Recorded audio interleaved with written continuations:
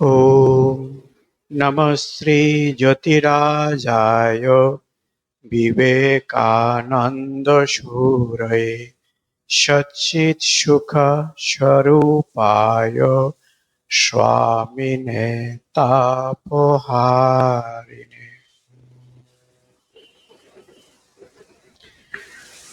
আমরা স্বামী শিষ্য সংবাদ পাঠ ও অনুধ্যান করছি। শরৎচন্দ্র চক্রবর্তী মহাশয়ের সংকলিত। আমরা আছি ঊনবিংশ বল্লীতে। স্থান বেলুর ভাড়াটিয়া মঠ বাড়ি। সময় 1898 খ্রিস্টাব্দ। আমরা গত ক্লাসে যে জায়গাটায় আমরা শেষ করেছিলাম সেখান থেকে আমরা আবার শুরু করছি। শিষ্যের যে প্রশ্নগুলো ছিল সেখানের একটু পরম্পরাটা একটু ধরে নিচ্ছি আমরা। বলছেন, অপর দেশের তুলনায় আমাদিগের উদ্ভাবনী শক্তি অল্প হইলেও ভারতের ইতর জাতি সকল তো আমাদের বুদ্ধিতেই চালিত হইতেছে। অতএব ব্রাহ্মণ কায়স্থ ভদ্র জাতিদিগকে জীবন সংগ্রামে পরাজিত করিবার শক্তি ও শিক্ষা ইতর জাতিরা কোথায় পাইবে? স্বামীজি যখন সাম্যের কথা বলছেন এবং আমাদের আত্মসামাজিক উন্নয়নের জন্য শিক্ষা পদ্ধতি কি হওয়া উচিত এই নিয়ে যখন কথা বলছেন তখন শিষ্য এই প্রশ্নটি করেছেন। তো আমি গত ক্লাসেরই পূর্ব কিছু অংশ পুনরাবৃত্তি করছি, কারণ সেটা বেশ গুরুত্বপূর্ণ। তারপরে আমরা এই অংশটা স্কিপ করে পরের অংশে যাব। স্বামীজি বলছেন, তোদের মতো তারা কতগুলো বই না হয় না পড়েছে, তোদের মতো শার্ট কোট পরে সভ্য না হয় নাই হতে শিখেছে, তাতে আর কি এলো গেল, কিন্তু এরা হচ্ছে জাতির মেরুদণ্ড সব দেশে। স্বামীজি একেবারে সুস্পষ্ট ভাবে আমাদের ভারতবর্ষের যে দুর্বলতা, উন্নতির কারণ বা অবনতির যে কারণ সেটাকে একেবারে পয়েন্ট আউট করে বলছেন এবং বলছেন যে যারা পরিশ্রমী, যাদের উপর নির্ভর করে এই সভ্যতা তৈরি হয়, নগরায়ন হচ্ছে, যে গ্রামীণ সভ্যতাকে আমরা এখনো যথোপযুক্তভাবে সম্মান করছি না। স্বামীজি বলছেন এই দুটি পন্থাকে বা দুটি জীবনের ধারা বা পদ্ধতিকে আলাদা হিসাবে দেখলে চলবে না। বা শিষ্য যেটা বলছেন যে তাদের বুদ্ধি যেন কম, তারা আমাদের সমাজের যে চাতুর্বর্ণ ব্রাহ্মণ কায়স্থাদি বুদ্ধির সঙ্গে তারা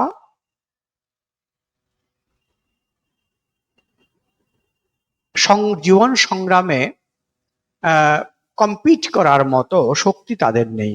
স্বামীজি বলছেন না, তা নয়। আমরা এবার স্বামীজির পরের অংশে একটু স্কিপ করে যাচ্ছি। তোরা এই মাসের মধ্যে অর্থাৎ সাধারণ শ্রেণীর ভিতর বিদ্যার উন্মেষ যাতে হয় তাতে লেগে যা, এদেরকে বুঝিয়ে বলগে তোমরা আমাদের ভাই, শরীরের একাঙ্গ, আমরা তোমাদেরকে ভালোবাসি, ঘৃণা করি না। তোদের এই সিম্পেথি পেলে এরা শত গুণ উৎসাহে কার্য তৎপর হবে। আধুনিক বিজ্ঞান সহায়ে এদের জ্ঞান উন্মেষ করে দে। ইতিহাস, ভূগোল, বিজ্ঞান, সাহিত্য, সঙ্গে সঙ্গে ধর্মের গুরুতত্ত্বগুলো এদের শেখা। ওই শিক্ষা বিনিময়ে শিক্ষকগণেরও দারিদ্র্য ঘুচে যাবে, আদান প্রদানে উভয়ের বন্ধুস্থানীয় হয়ে দাঁড়াবে।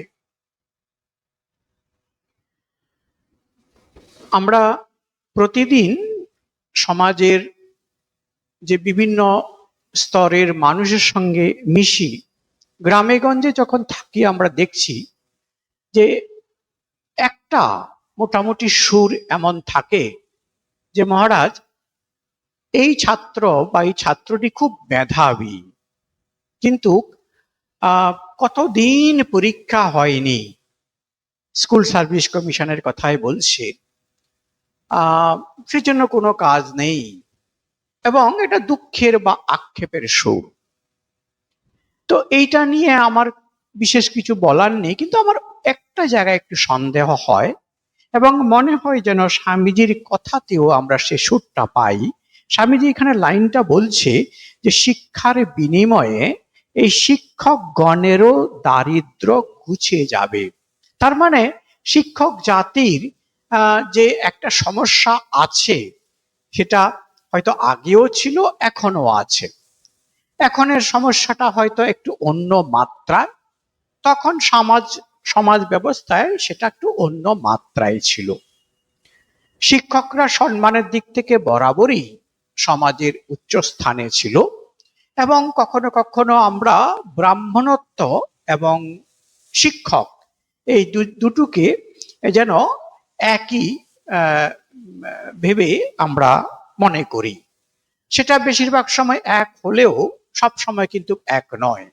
আমাদের শাস্ত্রে আমরা যাদেরকে সমাজের চাতুর্বর্ণের মধ্যে নিম্ন শ্রেণীর বা অন্য শ্রেণীর ব্রাহ্মণ, ক্ষত্রিয়, বৈশ্য এবং শূদ্রের মধ্যে দেখি, তারাও কিন্তু সমাজের আমরা যাদেরকে বলি ব্রহ্মজ্ঞানী, মানে বেদোক্ত মতে সর্বোচ্চ জ্ঞানী, সেরকম অনেকের নাম আমরা পাই।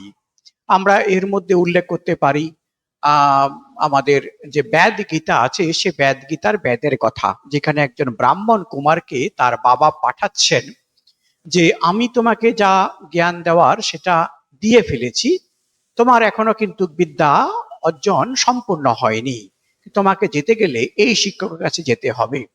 এবং সেটা আমরা পরবর্তীকালে জানি যে ব্রাহ্মণ কুমার তার কাছে গেছিল, তার অনেক মনে সন্দেহ ছিল, এবং যে তার বাবা একজন একটা অশিক্ষিত সমাজের যারা আমরা যাদের বলি নিম্নজ শ্রেণী, তার কাছে পাঠিয়েছে।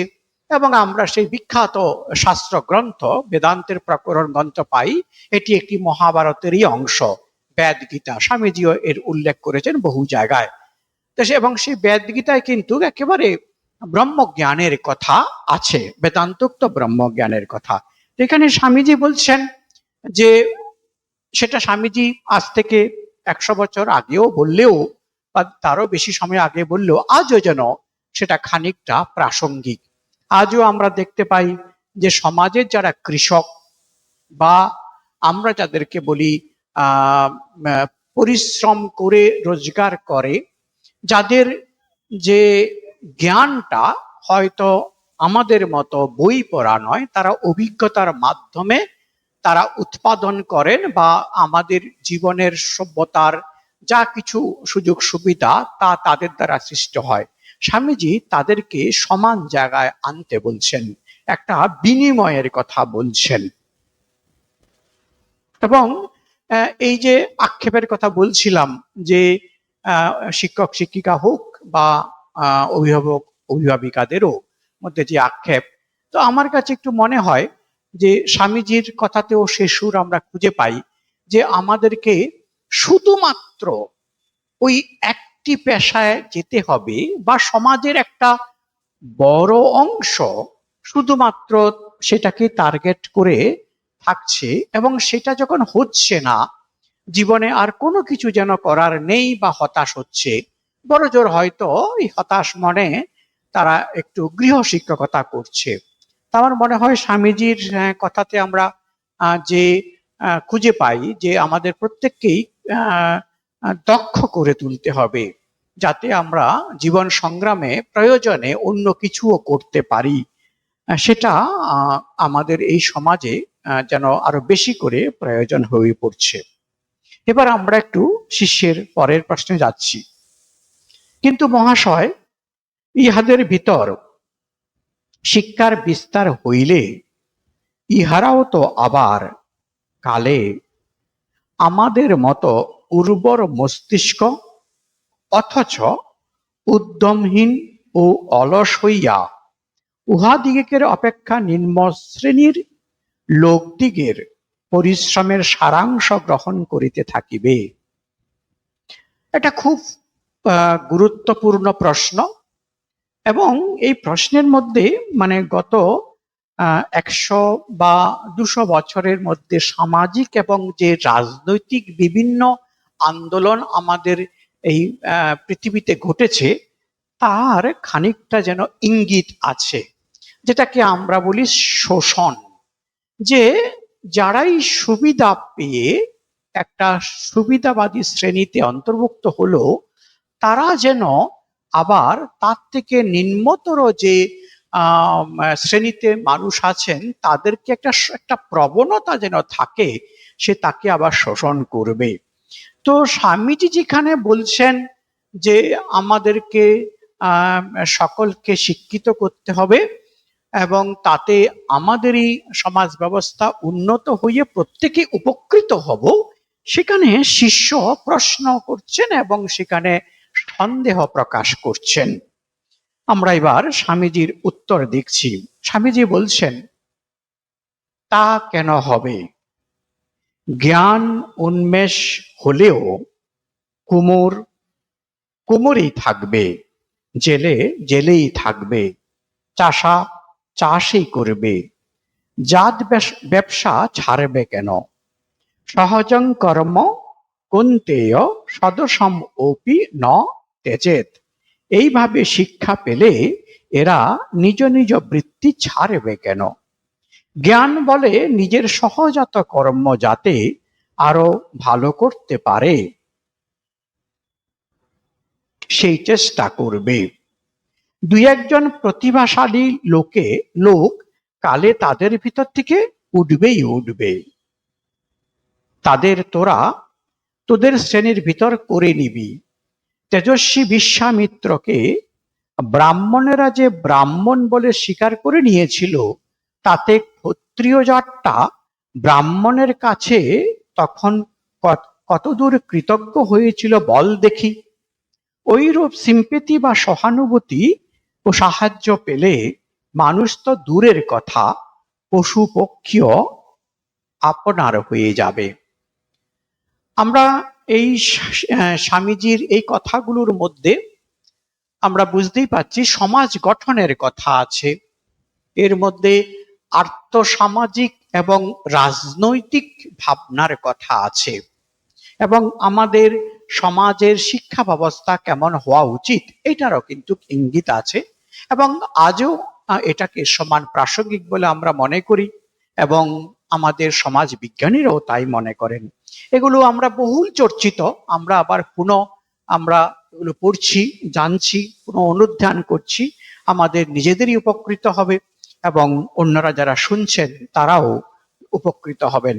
স্বামীজি বলছেন পরিষ্কার যে আমি শিক্ষায় শিক্ষিত হলাম, মানে আমরা যাদেরকে ইদানিং কালে আমাদের যে শিক্ষা ব্যবস্থা, সেই শিক্ষায় শিক্ষিত হলাম বলে আমার পরিবারের পরম্পরাগত ভাবে যে বিদ্যা আমি জানতাম সেটাকে ছেড়ে দিতে হবে, তার কোনো মানে নেই। স্বামীজি বলছেন যে কোমরের কাজ করছে, মাস্টার ডিগ্রি পাশ করলেই যে সে কোমরের কাজ ছাড়তেই হবে তাকে, বা সেইটা করবে না, এই ভাবনাটা থেকে আমাদেরকে বেরিয়ে আসতে হবে। এবং একজন কেউ যদি মাস্টার ডিগ্রি করেছে বা পিএইচডি করেছে কোনো একটা বিষয়ে, সে যদি জেলে ছিল, তাকে যে জেলের কাজটাই ছেড়ে দিতে হবে এটা স্বামীজিকে বিশ্বাস করছেন না। বা যিনি চাষ করছিলেন তাকে চাষের কাজটা ছাড়তে হবে, এটা স্বামীজি বিশ্বাস করছেন না। এবং স্বামীজি একটা এখানে গীতার শ্লোকের কথা বলছেন যে সহজং কর্ম কুন্তেয় সদোষমপিন, মানে আমার কাজটার মধ্যে যতই দোষ থাকুক না কেন, আমার নিজের যে কাজ সেটাকে কখনো ত্যাগ আমরা করব না। এভাবে শিক্ষা পেলে এরা নিজ নিজ বৃত্তি ছাড়বে কেন? আজকে আমরা একটু যদি দৃষ্টিপাত করি আমাদের এই বাংলার বাইরে বা ভারতবর্ষের বাইরে, ইদানিং যদিও বা ভারতবর্ষেও ঘটছে, যে আমাদের মধ্যে অনেক শিক্ষিত মানুষ, যেমন একজন কেউ চাষ যদি করছে, সে কৃষি বিজ্ঞান বিষয়ক সে পড়াশোনা করতেই পারে। এবং ইদানিং কালে বিশেষত গত 20-30 বছরের মধ্যে কৃষি বিষয়ক পড়াশোনার উপরে যেভাবে গুরুত্ব দেওয়া হচ্ছে, বা যে বিভিন্ন সুযোগ সুবিধাগুলো এখন আমাদের সামনে আছে, ছাত্রছাত্রীরা পড়তে পারছে, সেটা এর আগে হয়তো ছিল না, বা 10-15 বছরের মধ্যে যেভাবে বেড়েছে সেটাও ছিল না। এবং প্রসঙ্গত আমরা উল্লেখ করতে পারি, এই যে আমাদের মন্দিরের ঠিক সামনে যে বিল্ডিংটা আছে, যেটা কৃষি প্রশিক্ষণ কেন্দ্র, এবং তার সঙ্গে আরো অন্য অনেকগুলো শব্দ যেগুলো শর্ট ফর্মে আছে, অনেকে আমরা বুঝতে পারি না। অনেকে আপনারা জানেন যে এটা পশ্চিমবঙ্গ সরকারের যে কয়েকটি কৃষি প্রশিক্ষণ কেন্দ্র আছে তার মধ্যে একটি পুরনো এবং প্রথম দীক্ষার। এবং এখনো যারা কৃষি বিষয়ক যে বিভিন্ন চাকরি আছে, গভর্নমেন্ট পোস্ট আছে, তারা যখন এখানে আসেন তারা কিন্তু এখানে ট্রেনিং নিতে আসেন। এবং আপনারা এখানে মোটামুটি নরেন্দ্রপুরের থাকার কল্যাণে হয়তো বা এখানকার প্রফেসরদের সঙ্গে বা প্রিন্সিপালদের সঙ্গে কথাবার্তা হয়, পরিচয় হয়। তো আমারও একবার দুবার এখানে যারা ট্রেনিং নিতে এসেছিলেন বিভিন্ন সরকারি অফিসাররা, তাদেরকে আমাদের আমরা তো যে কোনো ক্লাস হয় আমাদের ভারতীয় সংস্কৃতি এবং আধ্যাত্মিকতার একটা মূল্যবোধের একটা ক্লাস থাকে, যে ক্লাসগুলো আমাদের সন্ন্যাসীরা করেন, আমিও করেছিলাম। তো এটাই বলার উদ্দেশ্য যে একেবারে প্রযুক্তিগতভাবে বিজ্ঞানকে অবলম্বন করে আমাদের যে জাগতিক জ্ঞান, বিজ্ঞান এবং প্রযুক্তিকে কেন্দ্র করে আমার যে পেশায় আমার পরিবার বা আমার গ্রামে ছিল সেটাকে আমরা উন্নত করতে পারি। এখানে আমরা বুঝতেই পারি যে দেখুন, আমাদের দুটো আমাদের শিক্ষা, একটা শ্রেয় এবং প্রেয়। একটা আমাদের জাগতিকভাবে আমাদেরকে উন্নত করবে, আমাদের সুযোগ সুবিধা, আমাদের জীবনযাত্রার মানকে উন্নত করবে। আরেকটি শিক্ষা, সে শিক্ষাটা হচ্ছে আমাদের জীবন জিজ্ঞাসা, বা যেটাকে আমরা বলতে পারি যে আমাদের যে স্বরূপকে আমরা যাতে জানতে পারি, মানুষের নিজের যে জিজ্ঞাসা থাকে সেটা কি করে জানতে পারবো সেই বিষয়ক। কিন্তু আমরা যাই করি না কেন, আমাদের জীবনে আমাদের ক্ষুণ্ণিবৃত্তি আমাদের করতে হবে, আমাদের শরীর রক্ষার নিমিত্ত যা কিছু প্রয়োজন আমাদেরকে শিখতে হবে। আজকে আমরা যে জীবনযাত্রায় আমরা অভ্যস্ত হয়েছি, আমরা আজকে যদি বিজ্ঞানের অগ্রগতি না হতো আমাদের এইটা আমরা কখনোই করতে পারতাম না। আজ একটা কৃষক যদি চাষ করে, সে মোবাইলে দেখে নেয় যে গত এক সপ্তাহ বা 1 মাস আমাদের ওয়েদারের ফোরকাস্ট কি আছে। তো এই যে প্রযুক্তিটা তার হাতের মুঠোই পর্যন্ত চলে এসেছে। কিছুদিন আগে পর্যন্ত আমাদের হাওয়া ভবন ছিল কলকাতায়, তারা সে বেলুন উড়িয়ে ইত্যাদি ইত্যাদি পদ্ধতি ছিল, যেগুলো অনেক উন্নত হয়ে এখন স্যাটেলাইট নির্ভর জ্ঞান হয়ে গেছে। তার মাধ্যমে আমাদের একেবারে যেটাকে বলে সত্যি সত্যি জ্ঞান একেবারে করতলগত সেখানে হয়ে এসেছে। এর কারণ কিন্তু যে বিজ্ঞান এবং প্রযুক্তিকে আমরা গ্রহণ করেছি। এবং স্বামীজি কিন্তু পরিষ্কার যখন বিদেশ থেকে ফিরেছেন প্রথমবার, তিনি যখন ভারতবর্ষের বিভিন্ন জায়গায় পরিভ্রমণ করছেন, সংবর্ধনা দিচ্ছে স্বামীজিকে, স্বামীজি পরিষ্কার করে ভারতবর্ষের রূপরেখা কি হবে তখনও আমরা বুঝতেই পারি যে তখনও কিন্তু স্বাধীনতার 50 বছর পূর্বের কথা। সে সময় তিনি পরিষ্কার করে ভারত কিভাবে হবে, ভারতের শিক্ষা পদ্ধতি কিভাবে হবে, এবং বহির্বিশ্বের সঙ্গে, যে বহির্বিশ্বের সঙ্গে এক সময় আমাদের শাস্ত্রের অপব্যাখ্যার কারণে আমরা আমাদের নিজেদেরকে খুব সংকীর্ণ করে নিয়ে আমাদের যে জ্ঞানের পরিধিটাকেও খুব সীমিত করে নিয়েছিলাম। এবং আমরা প্রসঙ্গত মনে করে নিতে পারি যে কালা পালি অতিক্রম করব না, করলে আমাদের প্রায়শ্চিত্ত করতে হবে, কেন না ম্লেচ্ছর দেশ। এই যে বিনিময় বন্ধ হয়ে গেল, পারস্পরিক যে জ্ঞানের যে একটা প্রথা বিনিময় হতো সেইটা বন্ধ করে দিয়ে আমরা নিজেদেরকে আরো সীমিত করে নিলাম। এবং তাতে কি হলো, আমাদের মধ্যে জ্ঞানের উন্মেষের দুয়ারগুলো বন্ধ হয়ে গেল এবং আমাদের মধ্যে যে দুর্বলতা অজ্ঞানতা ছিল সেগুলোকে নিয়ে আমরা আরো বৃদ্ধি করতে শুরু করলাম। এবং তার ফলস্বরূপ ভগবদ গীতাতে যেটাকে বলছি চাতুর্বর্ণ ময়া সিস্টেম গুণকর্ম বিভাগস, সেটাকে আমরা করে দিলাম জন্মগত ভাবে যে যা পেশায় থাকবে সেটা। এবং সেটার থেকে কোথায় থেকে একটা এসে গেল অস্পৃশ্যতা, এ ওকে ছোবে না, এই ওকে দেখবে না, এই ওকে ধরবে না, ইত্যাদি ইত্যাদি। এবং এবং সেই অজ্ঞানের এক্সটেনশন এতখানি চলে গেল যে আমাদের মধ্যে যে সাগর অতিক্রম করলো মানে সে ম্লেচ্ছ দেশে চলে গেল, সে নরকে যাবে। এবং তার আরো যে কত রকমের যে মানে যে বিকাশ হলো, মানে বিকাশ কিসের বিকাশ? জ্ঞানের নয়, অজ্ঞান অন্ধকারের বিকাশ। যে এই লেভেল পর্যন্ত চলে গেল যে নিজের স্ত্রীকে মাকে তারা পুড়িয়ে মারতে শুরু করলো। এই যে নরক, এই যে পাপের অভ্যাস আমাদের সমাজ করলো, সেইখান থেকে আমাদের এই যেন শ্রীরামকৃষ্ণ যখন এলেন, আস্তে আস্তে করে নতুন যুগের সূচনা হলো। স্বামীজি এসে নতুন ধারা, নতুন ভাবে তিনি পরিষ্কার রূপরেখা দিলেন এবং পরিষ্কার ভাবে তিনি বললেন যে পাশ্চাত্য সভ্যতার সঙ্গে আমাদেরকে বিনিময় প্রথা করতে হবে।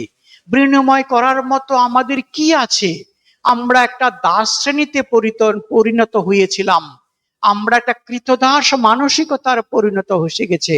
আমরা বিশ্বাসই করি না যে আমাদের মধ্যে কিছু আছে। বিনিময় কখন হতে পারে? যখন আমাদেরই মধ্যে কিছু মূল্যবান জিনিস আছে যা অন্যেরটা একের প্রয়োজন, কিন্তু আমরা সেটা বিশ্বাসই করতে ভুলে গেছি। স্বামীজি এসে মনে করিয়ে দিলেন, না, আমাদের অতি মূল্যবান জিনিস আমাদের আছে যেটা পাশ্চাত্যবাসীদের নেই। অথচ পাশ্চাত্যবাসীরা যখন স্বামীজি গেছেন তখন তারা নিজেদেরকে এই মানব সভ্যতার সর্বশ্রেষ্ঠ জাতি বলে বিশ্বাস করতে শুরু করেছে এবং তারা সেই উৎসাহে এবং উদ্দীপনা একেবারে টকবক, এবং তারা মানে সেই দায়িত্ব নিয়ে নিয়েছে যে জগৎকে আমরাই শাসন করব, আমরাই শিক্ষা দেব, এবং সেই সঙ্গে সঙ্গে যেটা এসে গেছে যে আমরাই শোষণ করব। এবং স্বামীজি যখন গেছেন, সেই যে আজকে যে মঞ্চে যে প্ল্যাটফর্মে তিনি গেছেন তারও উদ্দেশ্য কিন্তু একই। সেটা ছিল যে আমাদের সভ্যতা কত উন্নত এবং আমাদের সভ্যতা ব্যতিরেকে বাহিরের সভ্যতা কত অনুন্নত, সেটা যেন তাদেরকে বুঝিয়ে দেওয়া। শিক্ষা সংস্কৃতিতে, প্রযুক্তিতে, জ্ঞানে, বিজ্ঞানে পাশ্চাত্য সমাজ কত উন্নত হয়েছে এটা দেখাবার জন্যই কিন্তু শিকাগোতে যে মহা মেলার আয়োজন করা হয়েছিল। এবং স্বামীজি যখন গেছেন তিনি বুঝতে পারছেন যে কোনো সন্দেহ নেই এক সময় যে ভারতবর্ষ আমাদের জ্ঞান, বিজ্ঞান, অঙ্ক, জ্যোতির্বিদ্যা ইত্যাদি বহু বিষয়ে উন্নত ছিল। এবং আমরা আমাদের ইতিহাসবিদদের কথাতেই পাই যে বহির্বিশ্ব থেকে মানুষ এখানে আসতো পড়াশোনা করার জন্য। ক্রমে ক্রমে আমরা সমস্ত ভুলে গিয়ে এবং আমাদের জ্ঞানটা অন্যদের হাতে চলে গেছে, আমরা নিজেরাই হয়ে গেলাম হীন দশা প্রাপ্ত বা হীন দশাগ্রস্ত একটি জাতি। এবং স্বামীজি বুঝেছেন যে এই জাতিকে তুলতে গেলে একটা কঠিন সংগ্রামের প্রয়োজন। এবং স্বামীজি যখন পরিব্রাজক অবস্থায়, আমরা যারা স্বামীজির জীবনী গ্রন্থ পড়েছি, আমরা জানি যে স্বামীজি তার একেবারে উন্মাদের মতো অবস্থা। তিনি এত তার ইন্টেন্স লাইফ চলছে, প্রতিদিন প্রতিনিয়ত তিনি ভাবছেন শ্রীরামকৃষ্ণের কাছে যে শিক্ষা দীক্ষা পেয়েছেন, তখনও তার মাঝে মধ্যে সন্দেহ হচ্ছে। শ্রীরামকৃষ্ণকে তিনি বারবার পরীক্ষা করেছেন, শ্রীরামকৃষ্ণ তাকে বারবার তার অহংকার এবং অজ্ঞান মুক্ত করে তাকে সেই আত্মবিশ্বাস দিয়েছেন, কিন্তু সেটা এত গভীর হয়ে গেছিল যে তাতেও যেন মাঝে মধ্যে সন্দেহ হচ্ছে। এবং আমরা কোথায় থেকে পাই সেই সময়ের লেখা স্বামীজির চিঠিগুলো যদি আমরা পড়ি, একদিকে তার সে প্রবল মেধা, প্রবল আত্মবিশ্বাস, এবং কিছু মাত্র তিনি নিজের জন্য ভাবছেন না। তিনি যে যুগ পুরুষ, তার প্রত্যেকটি কথাতে সহজাতভাবে যেন প্রকাশিত হচ্ছে, প্রত্যেকটা চিঠি, প্রত্যেকটা কথাতে। এবং তিনি এই এত বড় ভারতবর্ষ, এই অল্প সময়ের মধ্যে পুরো পদব্রজে প্রায় বেশিরভাগ অংশ পরিভ্রমণ করেছেন, এবং যেন সেই সময়টা যেন নিজেকে তৈরি করছেন। এবং তার কথাটি স্পষ্ট, তিনি তখনও তার কাছে সুস্পষ্ট রেখা, যেটাকে আমরা যখন দেখতে পাই একেবারে শেষ স্তরে এসে, যখন চেন্নাইতে মাইসোরে তাদের কাছ থেকে যখন প্রস্তাব পেল, সাহায্যের কথা তা জানতে পারলেন এবং তারা তাকে প্রতিনিধি করে পাঠাতে চাইছে, আমরা জানতে পারি সে যখন মাতা সারদা দেবীর শেষ মতামত যখন তিনি বললেন, তখন বললেন যে হ্যাঁ, এবার আর কোনো সন্দেহ নেই, যখন মাতার আশীর্বাদ এবং ইচ্ছা, শ্রীরামকৃষ্ণ তোমাকে নিয়ন্ত্রণ করছেন, শ্রীরামকৃষ্ণ তোমাকে পরিচালিত করছেন, এতে কোনো সংশয় নেই। তখন স্বামীজি গেছেন এবং ফিরে আসার যখন গেলেন, এবং সেই যখন সে মঞ্চে সেই ঘটনা ঘটলো, যাকে আমরা বলি শিকাগো ধর্ম মহাশয় স্বামী বিবেকানন্দের যে আমাদের ভারতীয় সংস্কৃতি, ভারতীয় বেদান্তকে প্রতিষ্ঠা করলেন, আমি আপনি বললে তো শুধু হবে না, তারা পাগলের মতো সেই স্বামীজিকে গ্রহণ করেছেন। আমরা এতখানি দাস হয়ে গেছিলাম, আজ যদি পাশ্চাত্য সভ্যতা তারা যদি স্বামীজিকে যদি গ্রহণ না করতেন, আমরা কিন্তু স্বামীজিকে এইভাবে অনুভব করতে পারতাম না, এটা নিয়ে কোনো সন্দেহ নেই। তারপরে স্বামীজির কথাকে, এবং স্বামীজি নিজেও জানতেন, বলছেন আমি যখন ফিরবো তারপরে সমাজের মধ্যে বোমার মতো ফেটে যাব, সে সমাজ আমাকে অনুসরণ করবে। এটা তার মধ্যে জাগরিত হচ্ছে ভিতর থেকে, শ্রীরামকৃষ্ণের অবতার, শ্রীরামকৃষ্ণের যেন সে শক্তি। এবং তারপরে তিনি যখন এসেছেন, আমরা যে ভারতের রূপরেখার কথা বলছি, পরিষ্কার বলছেন যে বিজ্ঞান এবং প্রযুক্তি আমরা তাদের কাছ থেকে ধার করব, যে আমরা এই মুহূর্তে আমরা যে আমাদের যে আমাদের যে জ্ঞান ছিল, সেটাকে আমাদেরকে পুনরুদ্ধার না হওয়া পর্যন্ত আমরা ধার করব। কিন্তু আমাদের কিছু দেওয়ার আছে, সেটা কি? আমাদের দেওয়ার আছে যে আমরা হচ্ছি পৃথিবীতে সর্বশ্রেষ্ঠ আধ্যাত্মিক জাতি। এবং তিনি বলছেন যে আমরা যদি এটা পৃথিবীকে দিতে না পারি, মানব সভ্যতা দিশাহীন হয়ে যাবে।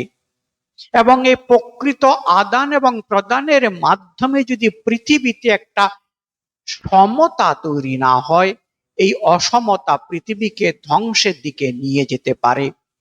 এবং এই বিষয়ে কিন্তু আজ আমি আপনি শুধু নয়, সমাজের যারা বিশিষ্ট বুদ্ধিজীবী, সমাজবিজ্ঞানী, ইতিহাসবিদ, তারা সে সাক্ষ্য দেন, তারা সে মতকে স্বীকার করেন। আজ আমরা ভারতবর্ষের যে আধ্যাত্মিকতা, বেদ এবং উপনিষদের যে জ্ঞান, এবং এই যে স্বামীজি কথাগুলো বলছেন, স্বামীজি ডিফাইন করে দিচ্ছেন যে কোন জায়গাটায় আমাদের ভুল হয়েছে, আমরা যাতে সেই ভুলের আর পুনরাবৃত্তি না করি। আগে আমাদের সমাজে একটি ব্রাহ্মণ সন্তান, সে যখন শিক্ষা দিচ্ছে, একটি রাজা বা ভূস্বামী তার ভরণ পোষণের দায়িত্ব নিচ্ছে এবং তাকে শ্রদ্ধার সঙ্গে দিচ্ছে, এবং সে ব্রাহ্মণ কুমার কিন্তু ভিক্ষা করছে একটি চাষার বাড়িতে এবং একটি ক্ষত্রিয় বৈশ্যের বাড়িতে। এটা সমাজের মধ্যে কখনো অসম্মানের ছিল না, এটা একটা সম্মানের ছিল। এবং সেই সম্মানের কথা আমরা বেদ গীতাতে, আমরা সে বিখ্যাত বই মহাভারতের অংশ অনেক সময় এখনো আমরা বিশ্বাস করি না, কারণ আমাদের বর্তমান সমাজে জাত পাত আজও এতখানি আমাদের মধ্যে মানে একেবারে গ্রথিত হয়ে গেছে, আমরা এখনো বিশ্বাস করি না যেটা যে ছিল। এবং স্বামীজি আমরা হয়তো পাবো এক জায়গায় বলছেন যে যে আমাদের যে বিবাহের সম্পর্কটাকেও আমাদের নিজেদের স্বজাতি স্বগোষ্ঠীর বাইরে গিয়ে রক্তের মধ্যে আদান প্রদান করতে হবে, যাতে আমরা আরো বলিষ্ঠ জাতিতে পরিণত হই। এবং আমাদের মধ্যে স্বামীজির কথা আমরা পরে জানবো, এখনো যখন বিবাহের সম্বন্ধ হচ্ছে দেখবেন পত্রিকার যে বিজ্ঞাপনগুলো বা যাই হচ্ছে সবই এই গোত্র এই হতে হবে, ব্রাহ্মণ হতে হবে, এই হতে হবে, এই হতে হবে। কিন্তু আমরা দেখতে পাই যে স্বামীজি কিন্তু একবার বলছেন যে না, আমরা চাই, এবং এটা কিন্তু বিজ্ঞানও আজকে স্বীকার করে নিয়েছেন। আমি দীর্ঘকাল ধরে, দীর্ঘ বৎসর ধরে দক্ষিণ প্রদেশে ছিলাম, এবং সেখানে থাকার কল্যাণে জানতে পারি যেটাকে আমরা বলি ডিসেবল চাইল্ড, মানে যারা শারীরিকভাবে সক্ষম নন, সবচেয়ে বেশি জন্মগ্রহণ করে দক্ষিণ প্রদেশে, তামিলনাড়ু, কর্ণাটক, মালয়ালি। কারণ তাদের মধ্যে আত্মীয়ের মধ্যে বিবাহের প্রথা আছে। তো এইটা আমাদের স্বামীজি বলেছেন, হয়তো আমরা এরপরে পাবো আবার, যে এটা তার কারণ। এবং আস্তে আস্তে এটাকে নিয়ে কিন্তু একেবারে এটা আমাদের যে চিকিৎসা বিজ্ঞান সেটা একেবারে স্বীকৃত যে এটা করলে তার সম্ভাবনা বেড়ে যাচ্ছে। তো সুতরাং আমাদেরকে এই যে একটা সমতার কথা বলা হচ্ছে, বিভিন্ন পেশার মধ্যে নিজের শিক্ষায় শিক্ষিত হতে হবে, প্রত্যেক পেশাকে সম্মানের চোখে দেখতে হবে। এবং শিষ্য বলছেন যদি তারা অশিক্ষিত হয়ে পড়ে, তারা যদি আবার এই যে সমাজের উচ্চ শ্রেণীদের মতো শোষণের মানসিকতা যাতে তৈরি হয়ে যাবে বলে শিষ্য সন্দেহ প্রকাশ করছেন। স্বামীজি আবার বলে দিচ্ছেন যে না, কি করতে হবে। এবং তিনি বলছেন যে দেখ, একটু সহানুভূতি পেলে, একটু সাহায্য পেলে মানুষ তো দূরের কথা, পশু পক্ষীও আপন হয়ে যায়। একটা ভালোবাসার সম্পর্ক তৈরি করতে হবে, একটা শ্রদ্ধার সম্পর্ক তৈরি করতে হবে। এবং আজকে এই যে রামকৃষ্ণ ভাব আন্দোলন, স্বামীজিকে যখন জিজ্ঞাসা করা হয়েছিল যে এক কথায় যদি ঠাকুর সম্বন্ধে কিছু বলতে চান কি বলবেন, বলছে লাভ পার্সনিফাইড, শ্রী রামকৃষ্ণ হচ্ছে ভালোবাসার মূর্তিমান রূপ। এবং এইটা আমাদের জীবনের সর্বস্তরে সর্বক্ষেত্রে আনতে হবে, তখনই কিন্তু আমাদের মধ্যে যে মানবিক বৃত্তিগুলোর উন্মেষ ঘটবে। আর এই মানবিক বৃত্তিগুলোর উন্মেষে কিন্তু আমাদেরকে আজকে আমি আপনি সন্ধ্যাবেলায় এই যে ধর্মকথা শুনছি, ধর্মকথা শুনতে শুনতে আমরা যে একটু আর্থসামাজিক কথা স্বামীজিরই বই আলোচনা করছি, করতে করতে যেন ধর্ম প্রসঙ্গের বাইরে কথা হয়ে যাচ্ছে, কিন্তু না। কারণ আমাদের আর্থসামাজিক অবস্থা উন্নতি না হলে, আমাদের যে মানবিক গুণগুলোর যদি উন্নতি না হয়, আমরা কখনোই আধ্যাত্মিক হতে পারবো না। কারণ এগুলো একে অপরের পরিপূরক। স্বামীজির কথা যেটা আমরা ছাত্র ছাত্রীদের জন্য বলি যে ভালো মানুষ হতে হবে, এই ভালো মানুষ হওয়া শুধু তো আর ছাত্র ছাত্রী নয়, যে ছাত্ররা তাদের পঠন পাঠনের সীমা অতিক্রম করে যখন তারা যৌবনের শেষে পড়ছে তার মানে তাদের আর মানুষ হতে হবে না, তা তো নয়। আমাদের সকলকে মানুষ হতে হবে। আজকে সমাজের এই ভালো মানুষ হওয়ার প্রয়োজনটা সবচেয়ে বেশি। এবং আমাদের বর্তমান যে সামাজিক অবস্থা, রাজনৈতিক অবস্থা, বর্তমান চারদিকে যখন তাকাই, এটার খুব প্রয়োজন, সকলেরই প্রয়োজন একেবারে। মানে এটাকে বলে হচ্ছে ব্যাডলি নিডেড। হ্যাঁ, যেভাবে জল প্রয়োজন, ঠিক সেই রকম আমাদের মধ্যে একটু সততা প্রয়োজন, একটু আমাদের মধ্যে দক্ষতা প্রয়োজন, একটু, স্বামীজি বলছেন যে একটু সহানুভূতি প্রয়োজন, অন্যকে একটু সাহায্য করা প্রয়োজন। এবং এই গুণগুলোর মধ্যেই নিহিত আছে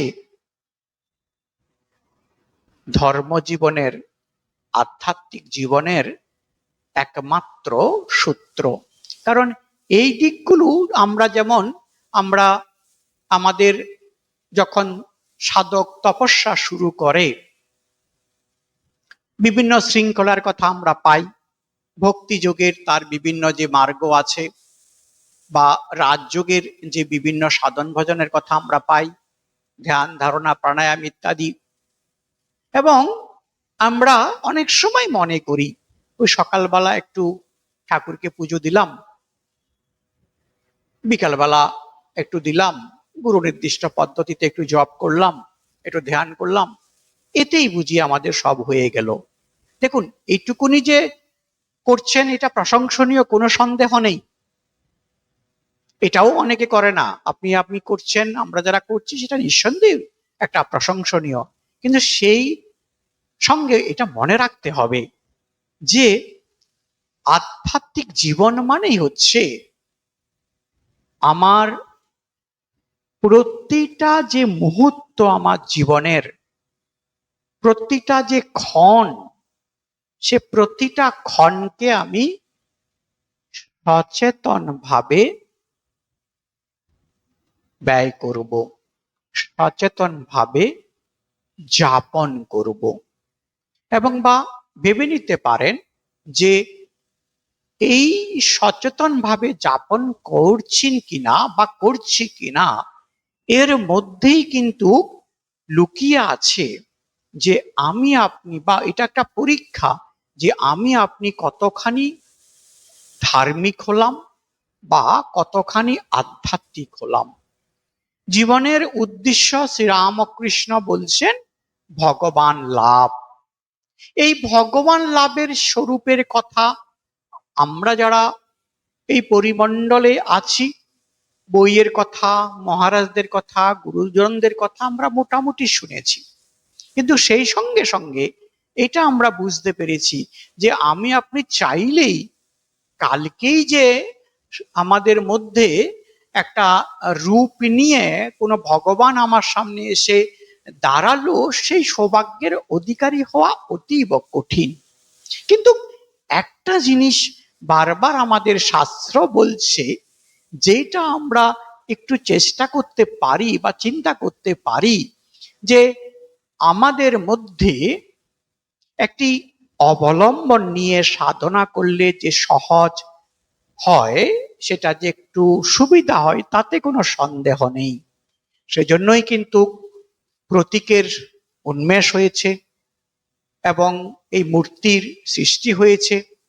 এবং আমরা জানি যে একটি মূর্তি যখন প্রতিষ্ঠা করেছি, সে মূর্তি প্রতিষ্ঠা করার সময় সে ভক্তকে, সাধককে, সে ব্রাহ্মণকে আহ্বান করে দেবতাকে প্রতিষ্ঠা করতে হয় এবং বিশ্বাস করতে হয় যে আমার এই বিধিবৎ প্রতিষ্ঠার মাধ্যমে ভগবান জাগ্রত হয়ে আমাকে কৃপা করবেন, আমি সে পুণ্য অর্জন করব, সেই মানবিক গুণ যা যা আমাকে সেই অনুভূতির দিকে নিয়ে যাবে, যেই অনুভূতি পেলে আমি আত্যন্তিক শান্তি পাব। কিন্তু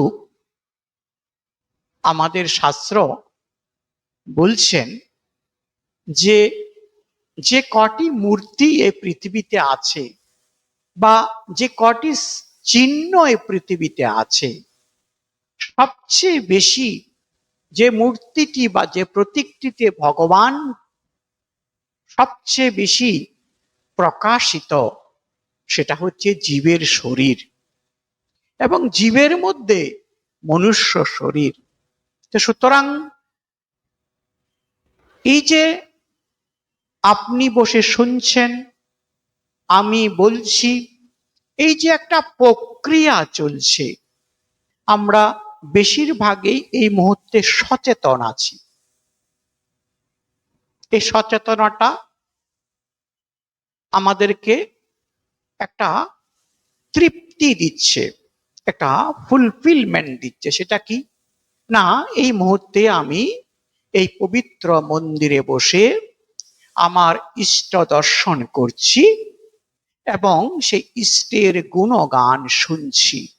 তাতে কি হচ্ছে না, আমার মধ্যে যে জাগতিক ভাবনা সেটা তিরোহিত হয়ে আমার মধ্যে যে দৈবিক গুণ বা প্রবৃত্তি আছে সেটা বৃদ্ধি পাচ্ছে। এটা হচ্ছে সহজ সরল ভাবে আমাদের সিদ্ধান্ত।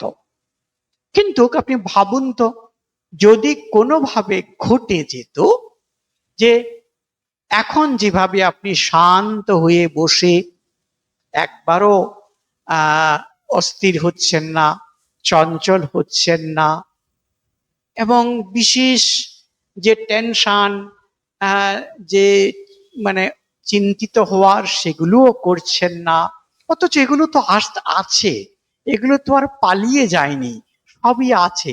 কিন্তু এই মুহূর্তে আপনার প্রচেষ্টার কারণে এবং আপনি একটা সাহায্য অবলম্বন করেছেন, সেটা এই পরিবেশের অবলম্বন, শ্রীরামকৃষ্ণের এই দিব্য দর্শন এবং শ্রীরামকৃষ্ণ স্বামী বিবেকানন্দ মায়ের যে কথা শোনা, সেগুলোকে নিয়ে আপনি এই অবস্থাটার মধ্যে উত্তীর্ণ হয়েছেন। কিন্তু এটা যদি ঘটে যেতে পারত যে আমরা ক্রমে ক্রমে আমাদের এই প্রচেষ্টার দ্বারা 24 ঘন্টার মধ্যে বেশিরভাগ অংশটাই বা বেশিরভাগ ঘন্টাই এই অবস্থায় থাকতে পারতাম, তাহলে কত আনন্দ হতো বলুন তো। এবং আমাদের উদ্দেশ্য কিন্তু তাই, আমাদের লক্ষ্য কিন্তু তাই। তো সুতরাং এই যে স্বামীজির আত্মসামাজিক রাজনৈতিকের কথা কখনো কখনো এসে যাচ্ছে, সেটা একটা বুদ্ধির অনুশীলন। যেভাবে আমরা প্রতিদিন প্রতিনিয়ত একটা শারীরবৃত্তীয় কাজগুলোকে নিয়মের মধ্যে করি, করলে আমরা সুস্থ থাকি, করলে আমরা ভালো থাকি, যদি না করি ভালো থাকি না। সেটা নিদ্রাই হতে পারে, আহার হতে পারে, আরো অন্য অন্য জৈবিক যে কোনো শারীরবৃত্তীয় কাজের কথাই আমরা বলতে পারি। সেই সঙ্গে সঙ্গে এইটাও গুরুত্বপূর্ণ, যেটা হচ্ছে বুদ্ধিবৃত্তি। শরীরের অনুশীলন না করলে যেমন শরীর অলস হয়, শরীরের জড়তা প্রাপ্ত হয়, শরীরের ব্যাধি বাড়ে, ঠিক একই রকম মনের এবং বুদ্ধির অনুশীলনটাও তাই। এবং আপনি আমি এই মুহূর্তে যে ধৈর্য ধরে যেটা করছি, এটা বুদ্ধির অনুশীলন, সেই সঙ্গে সঙ্গে মনের অনুশীলন, সেই সঙ্গে সঙ্গে এই যে ক্রমাগত একটা ব্যালেন্স হওয়ার চেষ্টা করছে, হতে হতে হতে হতে যেটাকে আমরা বলি আমাদের শরীরের মধ্যে যে বিভিন্ন অসাম্যগুলো আছে সেগুলো সমতায় আসছে।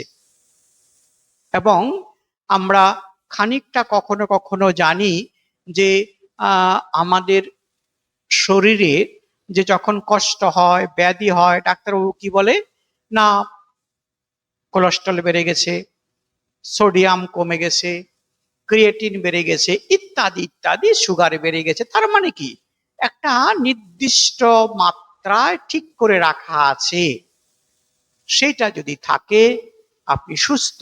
সুস্থ মানে আপনি আপনার ইনস্ট্রুমেন্টটাকে ম্যাক্সিমাম ইউজ করতে পারছেন।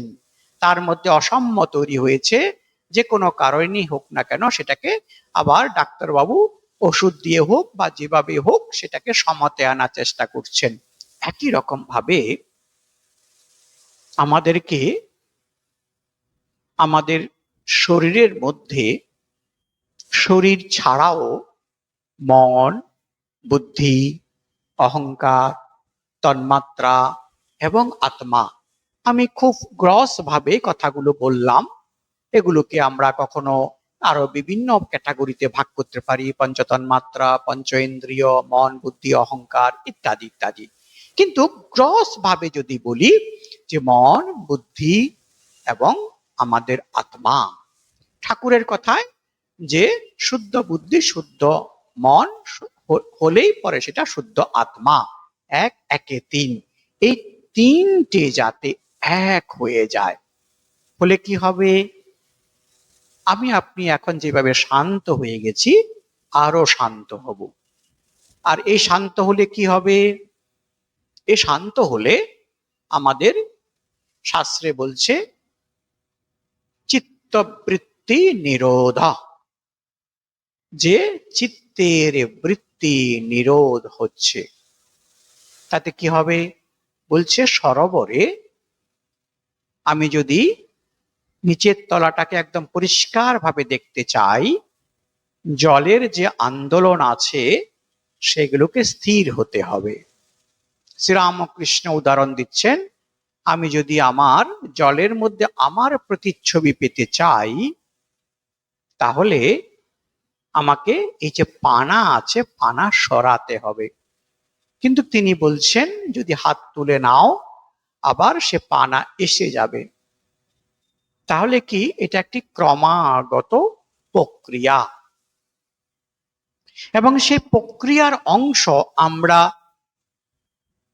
যে যে অবস্থায় আছি থাকি না কেন, এটাকে বলে অধিকার ভেদে আমাদেরকে ক্রমাগত এই অনুশীলন করে যেতে হবে। তাতে আমরা সেই সমতাতে যাব, এবং তাতে কি হবে, আমাদের মধ্যে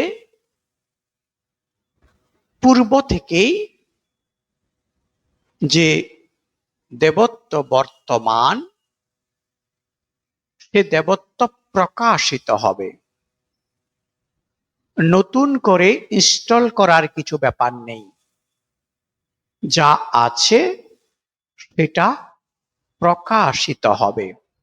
শুধুমাত্র প্রকাশের বাধাগুলোকে আমরা সরাবার চেষ্টা করছি। কিভাবে করছি, কখনো জপ, কখনো তপ, কখনো ধ্যান, কখনো ধারণা, কখনো পঠন পাঠন, কখনো চিত্ত শুদ্ধ জনিত কাজ। অশুদ্ধ চিত্ত হয়ে গেছে, আমার মধ্যে হিংসার ভাব, তাহলে সাহায্য করতে হবে। আমার মধ্যে ক্রোধ হয়ে গেছে, ভালোবাসতে হবে। ঠিক একই রকম ভাবে আমাদের গীতাতে ষোড়শ অধ্যায়ে দৈব এবং অসুর, যে অসুরের গুণ কি, দেবতাদের গুণ কি, দেবতা মানে দেব অসুর আমাদের মধ্যেই আছে, সেটা কিভাবে প্রকাশ করব, সে কোন কোন গুণগুলো তার বর্ণনা করা আছে, এবং সেগুলোকে আমাদেরকে ক্রমাগত করে যেতে হবে। এবং স্বামীজি আমাদের এই ভারতবর্ষের আর্থসামাজিক উন্নয়নের কারণে কথার কথা বললে, এবং সেটা একটি যে আমরা একটা ভারতবর্ষ যে পুনরায় একটা আধ্যাত্মিক জাতি হিসাবে আমাদের পৃথিবীতে গণ্য হবে, এবং সেই সঙ্গে সঙ্গে তারা কিন্তু তারা অন্যান্য দিকগুলোতেও উন্নত হবে। এটাই স্বামীজির রূপরেখা বা স্বামীজির স্বপ্ন। আমরা এবার শিষ্যের একটি পরের প্রশ্ন নিচ্ছি। শিষ্য, মহাশয়, আপনি যাহা বলিতেছেন তাহা সত্য হইলেও ভদ্রেতর শ্রেণীর ভিতর এখনো যেন বহু ব্যবধান রইয়াছে বলিয়া বোধ হয়। ভারতবর্ষের ইতর জাতিদিগের প্রতি ভদ্রলোক দিগের সহানুভূতি আনয়ন করা বড় কঠিন ব্যাপার বলিয়া বোধ হয়। এটা শিষ্যের সন্দেহ আজও বিদ্যমান। আমরা দেখি স্বামীজি কি বলছেন। স্বামীজি, তা না হলে কিন্তু তোদের কোনো কল্যাণ নেই। স্বামীজি বলছেন, আমরা যারা নিজেদেরকে ভদ্র বলে, শিক্ষিত বলে মনে করছি, আমরা যদি অন্যদেরকে যদি শ্রদ্ধার সঙ্গে না দেখতে পারি, ভালোবাসতে না পারি, আমাদের কোনো কল্যাণ নেই।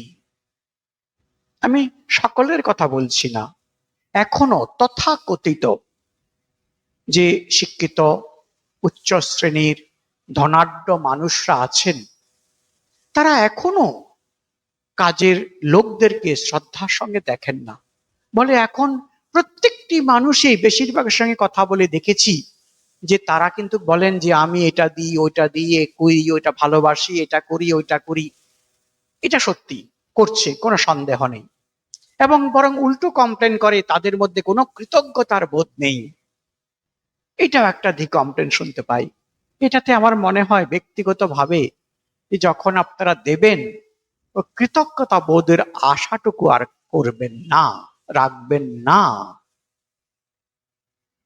আপনার সহানুভূতির সাহায্য টাকা করে স্বামীজি আশা প্রকাশ করছেন যে পশু পক্ষীর হার মানবে,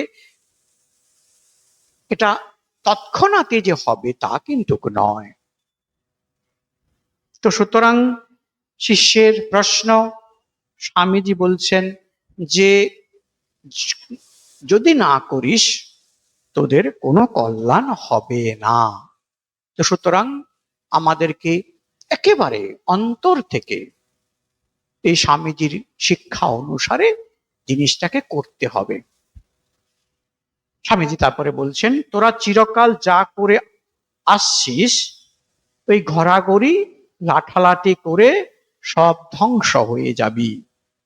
এই মাছ যখন জেগে উঠবে আর তাদের উপর তোদের অত্যাচার বুঝতে পারবে, তখন তাদের ফুৎকারে তোরা কোথায় উড়ে যাবি।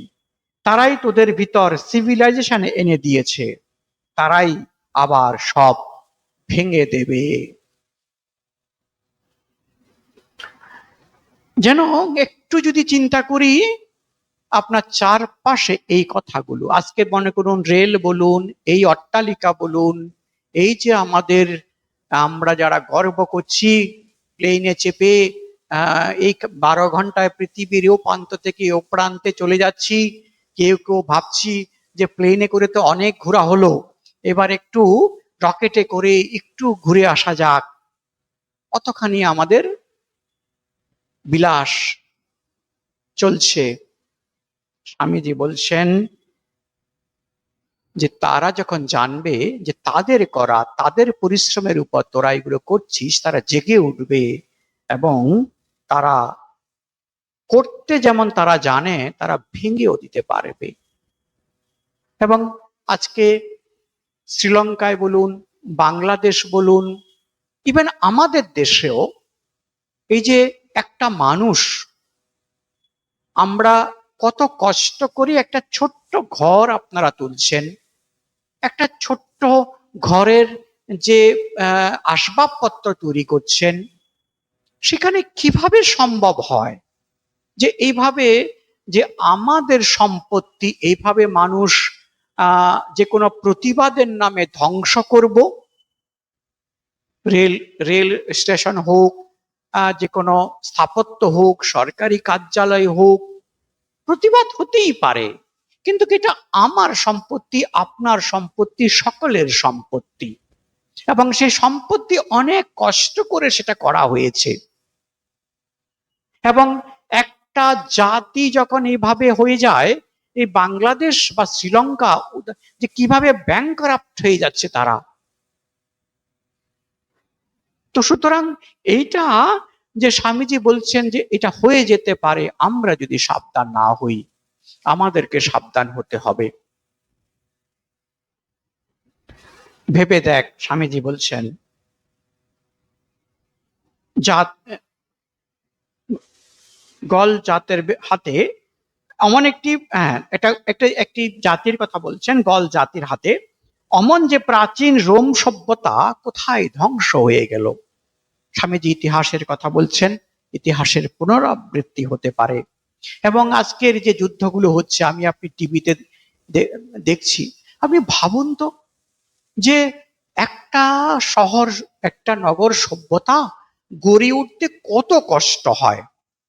বাস দুটি জাতিতে তারা বোমা নিক্ষেপ করে সমস্ত তারা ধ্বংস করে দিচ্ছে। আবার কত সব বৎসর লাগবে সেটাকে তুলতে আবার, এবং কোথায় থেকে আসবে সেই রিসোর্স? আমরা মানুষ হয়েছি, আমরা বলছি মানুষ, আসলে আমরা মনুষ্যতর যে মানে মনুষ্য ইতর শ্রেণীর এবং পশু শ্রেণীর যে আমাদের মধ্যে হিংসা, সেটাই এখনো রয়েছে। শুধুমাত্র এই সভ্যতার মুখোশ পরে আমরা আছি। স্বামীজি বলছেন যে আক্ষরিক শিক্ষা আমাদেরকে শিক্ষিত হতে হবে। এই জন্য বলি, স্বামীজি বলছেন, এইসব নিচ জাতির ভিতরে বিদ্যমান বিদ্যাদান জ্ঞান দান করে এদের ঘুম ভাঙাতে যত্নশীল হও। এরা যখন জাগবে, আর একদিন জাগবে নিশ্চয়ই, তখন তারাও তোদের কৃত উপকার বিস্মিত হবে না, তোদের নিকট কৃতজ্ঞ হয়ে থাকবে। ঋষি বাক্য, ঋষির নির্দেশ।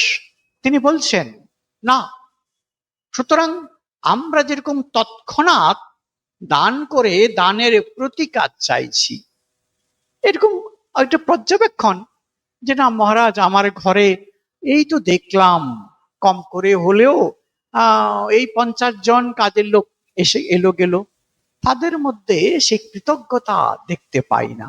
তার কারণ তারা কিন্তু সে এখনো অবিশ্বাসের মধ্যে রয়েছে যে আমি আমার যে প্রাপ্য পূর্ণ পাচ্ছি না, সেটা সম্মান হোক আর পারিশ্রমিক হোক। সেজন্য তাদের মধ্যে এই কৃতজ্ঞতা বোধটাও আসছে না। এরকম আমি বহু পরিবার দেখেছি যেখানে এক একটি পরিবারে এক একজন গৃহ যে সেবক বা সাহায্যকারী, তারা 30 বছর 35 বছর আছে। আমার নিজের অভিজ্ঞতা নিজে দেখছি, আমি বুঝতে পারি তারা কখনো ভাবেইনি চলে যাওয়ার। কেন? কারণ তারা নিজেদেরকে একটা পরিবারের অঙ্গ বলে ভেবে নিয়েছে, আর অন্যরা সেটা করে উঠতে পারেনি বলে ঘটছে। আমি নিজে দেখেছি যে একজন ড্রাইভার আছে একটি পরিবারের, সে দেখলাম প্রায় 25 বছর হয়ে গেছে, কোন যায়নি, কারণ যাওয়ার প্রয়োজন বোধ হয়নি। কারণ তাকে সে পরিবারের একটি সম্মান দেওয়া হয়েছে, একাঙ্গ করা হয়েছে।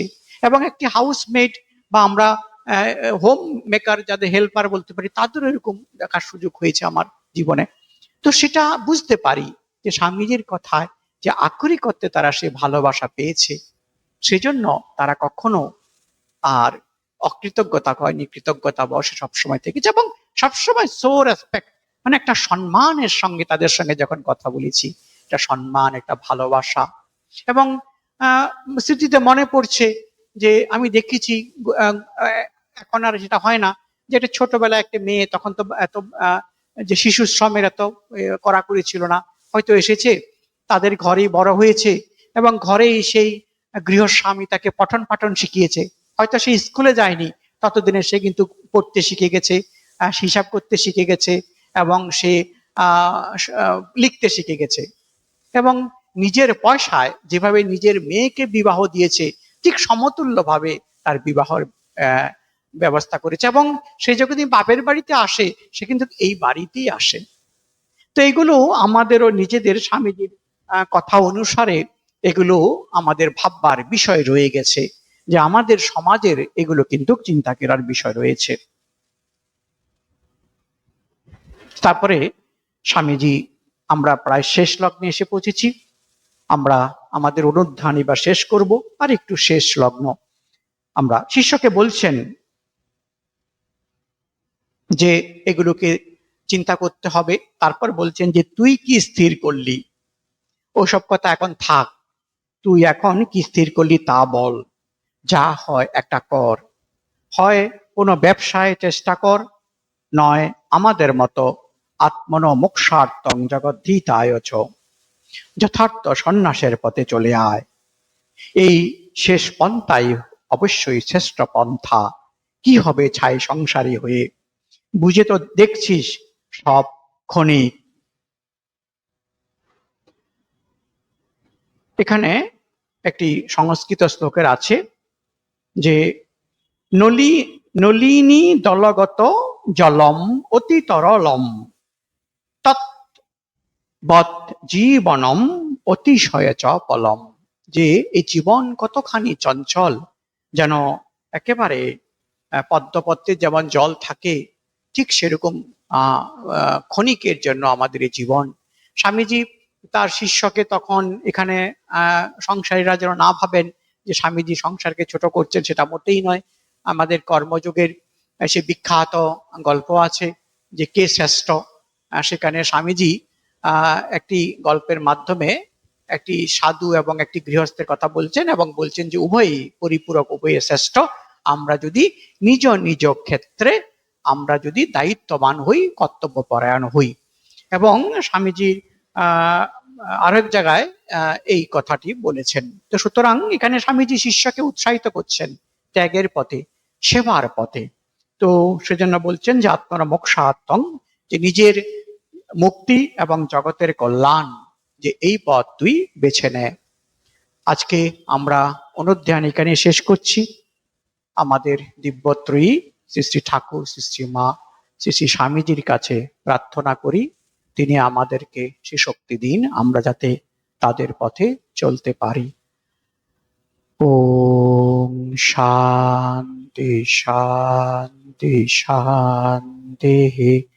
হরি ওম তৎসৎ। শ্রীরামকৃষ্ণার্পণমস্তু।